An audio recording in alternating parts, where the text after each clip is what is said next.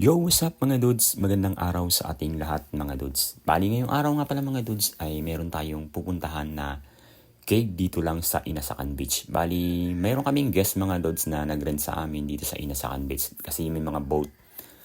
May mga boat rental kami dito mga dudes sa aming lugar. Bali, sa hindi pa nakakaalam mga dudes, bago pa lang ako sa YouTube channel ko mga dudes.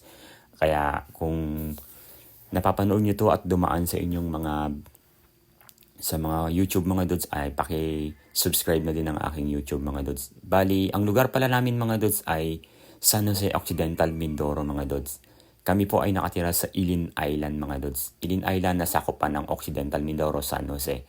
Bali, ipapakita ko lang sa inyo mga dudes ang cave na pinasok namin ng tropa ko mga dudes na malapit lang sa Inasakan Beach na isa sa tinaguri ang mini Boracay mga dudes ng San Jose Occidental, Mindoro. Bali, bago ka nga pala makapunta sa cave na to mga dudes ay sasakay ka muna ng maliit na bangka or kung may balsa man, yun ang pwede nating sakyan papunta dyan. Bali, medyo malapit na rin kami dyan mga dudes sa cave na pupuntahan namin. Kasi nga, nasa 5 minutes or 6 minutes lang andyan ka na sa cave. At kung makikita niyo mga dudes ay matatanong mo na agad ang white sand na yan. Hindi mo talaga aakalain sa lugar na yan ay merong cave. Bali kung matatandaan ko nga pala mga dudes ay nakarating na rin pala ako dito. Bali nung niren kami ng mga artista noon na pumunta dito sa amin ay pinuntahan namin to na si Bina Morales mga dudes. Pero hindi ko akalain talaga nang pagpunta namin dyan ay hindi ko pa alam na may cave dyan sa lugar na yan. Pero ngayon mga dudes, sa pangatlong pagkakataon ay ipapakita ko na sa inyo na kung ano ang mayroon sa loob ng kuweba na yan mga dudes. Bali kung makikita nyo ay white sand tapos aakalain mong walang kuweba. Bali, fast forward tayo mga dudes. Dito na tayo ngayon sa mini beach. Yan, kung makikita nyo. Yan ang lugar mga dudes. Hindi masyadong malawak ang area pero yung lugar na to is napakaganda talaga. White sand tapos yung view, ang ganda ng view. Tapos yung tinuturo ko na yun mga dudes, yun ang pinakakuweba. Bali yung sinakyan naming boat, yan lang. Medyo maliit lang talaga, pang dalawahang tao lang. Kaya tara mga dudes, samahan nyo kami sa loob ng kuweba. Bali, dalawa pala kaming pumasok dyan mga dudes yan, kasama ko.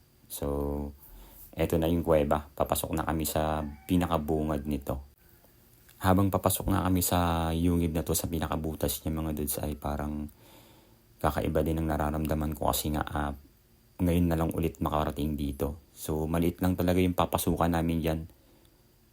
Pero pagdating namin sa loob ay talaga namang sobrang ganda sa loob niyan.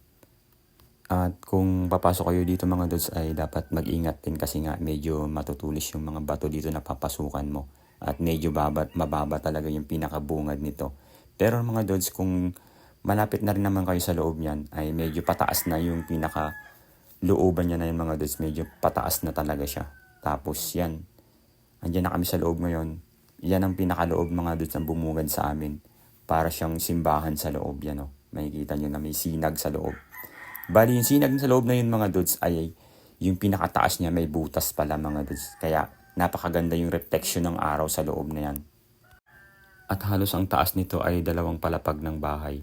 Imagine, kapag doon ka sa labas hindi mo akalain na may gantong kuweba na nasa 2 palapag pagdating mo sa loob, yung taas niya. Tapos may parang berhen doon mga dudes sa pinakataas na yun. Hindi na rin kami pumunta sa medyo taas mga dudes kasi nga medyo natatakot na rin kami. So, hanggang dito na lang pala mga dudes. At kung kung nagustuhan nyo yung aking video na ito, paki-subscribe na rin ang aking YouTube channel. Maraming salamat po mga dudes.